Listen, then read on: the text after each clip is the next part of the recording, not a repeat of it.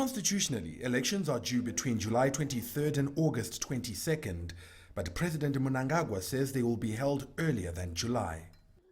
There are circumstances where you can hold an election earlier, and the only one that applies in this particular case would be where Parliament itself chooses to go earlier. It has to pass a resolution to dissolve itself. And if Parliament does that, elections must be held within 90 days of that resolution of Parliament. Mnangagwa has promised a transparent contest, and many here expect him to live up to that. There is a cry from the international community saying that we have to. They're saying democracy, democracy, democracy. So I'm sure Mnangagwa knows democracy is the launchpad where he's going to launch his policies and his future. And he also wants to create a very good image to the international community. I'm sure he's going to do that. The early poll has raised concerns over outstanding electoral reforms being demanded by the opposition. If they want to have elections before the scheduled time, it can only be for reasons of wanting to catch the opposition unprepared.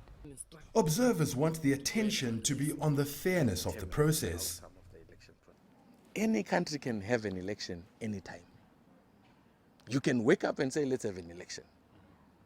But there is no country that can have a credible, free and fair election anytime. A credible, free and fair election requires investment. And I'm not saying elections must be postponed here. I'm saying whatever time that is there must be adequately planned for and used towards having a credible election process. And that's where the focus must be, not a date. The president's willingness to respect the outcome has also been welcomed. So if he loses, he's the one who has lost. Zimbabweans have chosen what we want. President Mnangagwa has said he'll announce the election date next month. Farai, Mwakutuya, CGTN, Harare, Zimbabwe.